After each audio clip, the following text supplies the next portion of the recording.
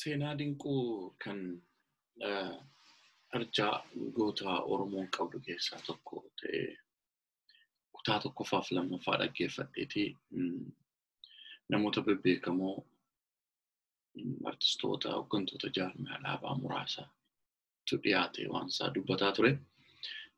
Garuu waan dinquu maatii Oromoo tokko tokko keessaa utuu balbala rukkutaniitii sagaleen dhagahama.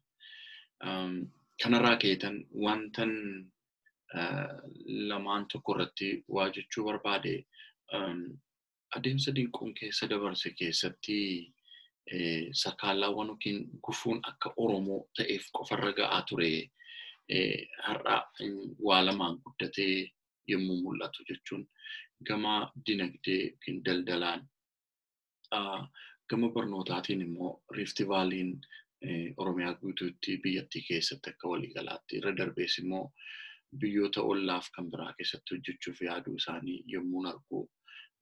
Ka'umsi kun dinquun gufuuwwan itti turan kallattii kana lamaaniin iddoo rakkisoo ta'uu isaanii kan quba qaburraa waan inni keessa darbeef irra darbee immoo kan Oromoon kamuu godhee hin beekne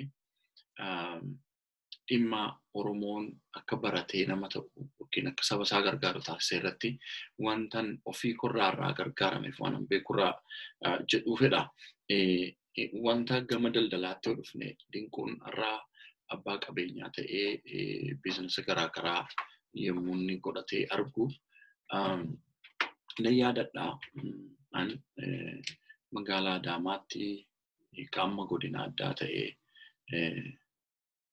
kutaa magaalaa Abbaa Gadaa jedhamu keessaa godina addaa magaalittii ajajaa poolisii ta'ee hojjechaa ture. Yommuu hojjetaa turetti nan yaadadha dinquun bara 2000 jalqabaa keessa isaan dura daldalarraa qooda fudhata ture.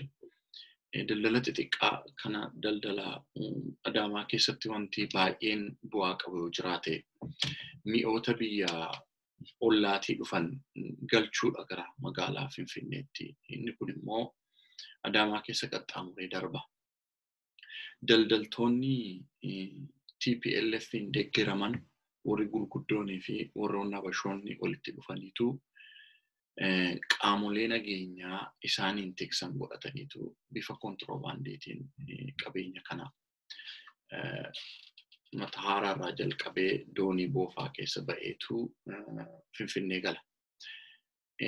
Qodaan daldalli kun kan inni darbu qe'ee warra boosat qe'ee warra dinquufaarradha.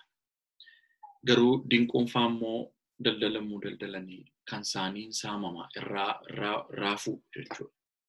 Eeganiitu raafuu warri mootummaa wajjin hidhata qabu odeessa kennu. Yaadadha dinquun peejoo adii tokko qaba ture. Inni qodaa gara Finfinnee galchuuf ijoolleen isaaf hojjetan yommuu deeman bilbilanii waamaniitu qabsiisu turan. Warri kaan garuu mootummaa wajjin hidhata waan qabanii fi qodaan isaanii akka barbaadamee darba ture. Odeessa gahaan qabu gaaf takka karaa doonii boofaarraa warreen obbo Dinquudhaaf yaadadhaa ijoolleen 3 ta'aniitu kan Dinquuti qabeenyaa inni galchee gara Finfinneetti deemsaa turanii jaraa qabaniitu waamanii qabsiisanii akka tasaa nu saamicha iddootti baay'atu waan tureef qaamolee humna addaa poolisii wajjin naannoo sana ture. Maaltu deemaa jira jennee namoonni dhaabataa turanii ijoolleen afaan Oromoon taasaanii kana. Namoonni achi dhaabatanii odeessa kennaniif isaan kun warra TPLF kanadha. Warri fiinaansii ta'anii hojjetanis warra TPLFidha. Akka dinquunfaa fi fakkaattonni isaa nan yaadadha kanneen akka Taaddasee Dabalee jedhaman namoota muraasa Oromoo naannoo sanatti biizinasa keessa galaa jiran utuu isaan fagoon deemin dhaabuu barbaadu waan ta'eef yoo humna godhatan Oromoon hin humnooma waan ta'eef magaalittii to'achuudhaaf duula kanatu geggeeffamaa ture. Isaantu saamsisaa ture waan ta'eef rakkoo sanaan akka fala argatu guddoo tattaafannee guyyaa sanarraa kaasnee odeessa arganneen miidhaa Oromoota waan daldala keessa galan irra ga'u kanarratti akka fuulaaf iji keenya garasitti deebi'u taasisne guddoo baay'ee dubbachuun barbaadu garuu Dinquun magaalaa keessatti daldaloota jiran magaalaa keessatti kanneen saboota biraa ta'an isaan ari'ataa turanii daldala immoo kan biiroo sanatti bu'aa buusu daldala qodaa meeshaa alaa dhufu magaalaa gashuu irratti gara Finfinnee geessanii bu'aa wayyaa tokko argachuu irrattis humnoonni gara biraa wal ijaaranii dinquunfaa akka isaan itti tattaafanne taasisaa turan. Isa kana keessa ba'ee dinquunarraa daldala gurguddoo qabaatee yommuu argu wanti kaleessa keessa darbame sun kutannoo isaa mul'isaaf hin kaase jechuudha. Gama biraatiin gufuuwwan itti turanii har'a Rift Vaalliin addunyaa mararratti yommuu banamee argu baay'een gammada. Na yaadadhaa naaf yaada kan jedhamtu mana barumsaa gamoo tokko fuula lama qabdu tokko dinquun jalqabe iddoo Rift Vaalliin jiru kanatti. Iddoon sun magaalaa gidduu lafa lolaan keessa darbu bal'aatu hafee jira waan ta'eef qarqara xiqqoo tokkottuu kan mana barumsaa baname bal'aan lafti bal'aan ammatti Rift Vaalliin dhaabatee jiru idda Gumruk jedhanii gamoo Dr. Guddataan dhaabe gidduu banaadha. Ijoolleen fiinaansii tokko gidduu jiru sun banaama ture jechuudha. Irra keessaan waldaa Madaanaalam jedhan tokko Ortodoksii Churchitu ture. Warreen Churchii Ortodoksii sana geggeessan warra Itoophiyaa kaleessaa leellisan magaalattii keessatti kan beekaman miidiyaan dubbachuun namatti ulfaatu kanneen warra Gaallaa Gadaa jedhanii nama ijaaran turan koreen sun jechuudha. Maqaan nan beekan. Yeroo naaf yaada manni barumsaa achitti banamu waldaa isaanii gajjallaadha waan tureef wanti barbaadame naaf yaada booda lafa bal'aa maddoo Rift Vaalliin kolleejjiin jalqabaa baname kanatti guddachuu danda'a jedhanii waan yaadaniif dinquun akka lafa sana hin arganneef waldaa isaaniif Ortodoksii sanaaf waldaa babal'isnaa iddoo awwaalaa ta'a iddoon kun jedhanii gaafatan. Gaafataniitu dinquun akka inni achitti hin babal'ifanneef jechuudha. Inni kun taa'amee yaadamee ta'ee san qofaa miti manumti barumsaa naaf yaadu sun immoo yommuu ijaaramu manneen barumsaa St. John jedhaman mana barumsaa guddoo gara biroo kan Habashoonni qaban waggaa tokko keessatti reputeeshinii guddaa argate naaf yaadu kun barnootaan qabxii guddaa galmeessanii warra achitti baratanii inni kun isaan hawwate. Ammas immoo barsiisonni ari'aman ani utuun hojii poolisii hojjedhu kolleejjii barsiistuu Adaamaan baradha waan tureef warri mana barumsaarraa ari'aman iddoo lamatti ture ijoolleen barattoonni wajjin barataa turre yeroos mana barumsaarraa mootummaan isaan ari'e akkuma gaazexeessota qaxaraa ture barattoota mootummaan ari'u kan isaan yeroos qaxaramanii Guddinaa Tumsaa Foundation kan Fantaalleetti argamuu fi naaf yaada ture jechuudha. Naaf yaada keessatti immoo piraaktisii jalqabaa yeroo kolleejjii eebbifamu achitti hojjedhe waan ta'eef barsiisonni achi turan warreen mootummaan ari'ee ture jechuudha. Gubatu bosona Baalee wal qabatee warraaqsaa barattoonni qabanii wal qabate.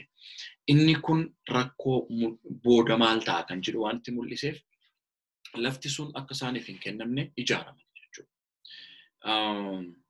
Yeroo sanatti iddoon Rift Vaalliin itti ijaaramee fi iddoo Bataskaanni jedhamu sun fi Gadaana Maratii Bataskaanni jedhamu suniif warri kaan kutaa magaalaa bulchuu ajaju keessa waan tureef raawwiin nutti dhufa waan tureef walfalmiin lafa sanarra waan jiruuf dinquun Rift Vaalii ijaaruuf jalqabee jira amma lafa fudhatee wal mormii waan jiruuf lafa kanarratti akka raawwiin hin raawwatamne kan jedhu karaa kantiibaa magaalaa nuuf kenname ajaji yeroo kanatti yommuu ilaallu dubbichi namoonni gara warroonni Abashaa ta'an ijaaramanii dhufaniitu hadheeffatanii akka achitti hin guddanne akka barbaadan kan kaasan mul'isuu jiru waan tureef sabboontonni Oromoos immoo qajeelchota hojii mootummaa keessa jiran odeessaa waliif kennina waan tureef dinquun lafa sana argachuu qabaachuu irratti qaamoleen dhugaadhaa yeroo sanatti warreen OPDO keessa turan warri kantiibaa magaalaa turan warri poolisii hajajan na yaadadha kan lubbuun hin jirres jiru kan amma jiranis jiru maqaa isaanii dha'uun barbaadu. Kanarratti immoo dinquun lafa kana argachuu qaba kan jedhuun kanaafuu guyyaa sanbataa yommuu namni bataskaana sana deemu asitti waldaa kana diiguudhaaf dinquun mana barumsaa ijaaraa jira. Boor gara waldaa kanaatti dhufaa. Lafti sun waldaa akka babal'isnuuf siniif kennamee mul'ata waldaa keenyaa ture. Mootummaan garuu isaaf kennee jechuudhaan haga sagalee guddistuutiin dubbataniitu yaadadha sanbata wayii namni waldaa dhaqe hundumtuu duulee gara dallaa sanaatti deemee ijoolleen qaqqabanii waardiyyoonnis meeshaa qabu ture ofirraa baraaruun yaalame. Yeroo sanatti egaa dinquun akka gad dhaabbatee waan kana godhatuuf deeggarsi karaa qaama nageenyaa godhameef kan tuffatamu hin turre. Meeshaaleewwan akka inni itti of eegu akkatti waldaan sun miidhaarraa hin geessisne godhame. Dhumarratti Oromoonni naannoo sana jiran deeggarsa qaamonni mootummaas godhaniin lafti sun akka dinquuf ta'u ta'ee Rift Vaalliin achirraa eegaltee gufuu xaxaa qoraatti sanarraa kaateeti yeroo isheen amma addunyaa mararratti yuunivarsiitii ta'ee guddatee argu baay'een gammada jechuudha. Kama biraatiin dinquun seenaa gurguddaa hojjete wanti warri naannaan dura dubbataniiru. Waan tokkoon dubbadha. Dinquun gandaan nama hin qoodu, yaadaaf amantiinis ilaalchaanis nama hin qoodu. Bara sana keessa nu qaama mootummaa keessa hojjenna. Qaama mootummaa keessa gaafa hojjennu sadarkaan sabboonummaa Oromummaa keenyaa dhokataadha waan ta'eef namni yommuu sanatti akka qaama mootummaatti nu ilaala malee aantummaa Oromummaa qabaachuu keenya namoonni beekan akka seelitti namoota nu wajjin ijaaraman irraa kan darbe namni beeku hin jiru jechuudha. Garuu dinquun gaaf tokko na yaadadhaa. Kolleejjii barsiisotaarraa eebbifamee barnoota digirii barachuu qabnaa. Manni barumsaa jiru Unity kan jedhamuu fi Rift Valley qofa ture manni barumsaa dhuunfaa.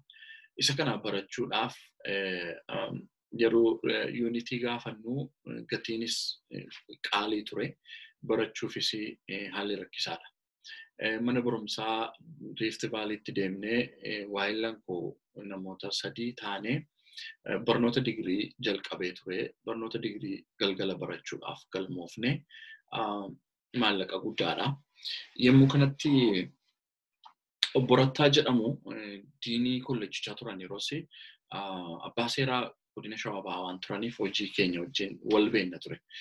Barachuu barbaannaa garuu guddoo maallaqa guddaadha.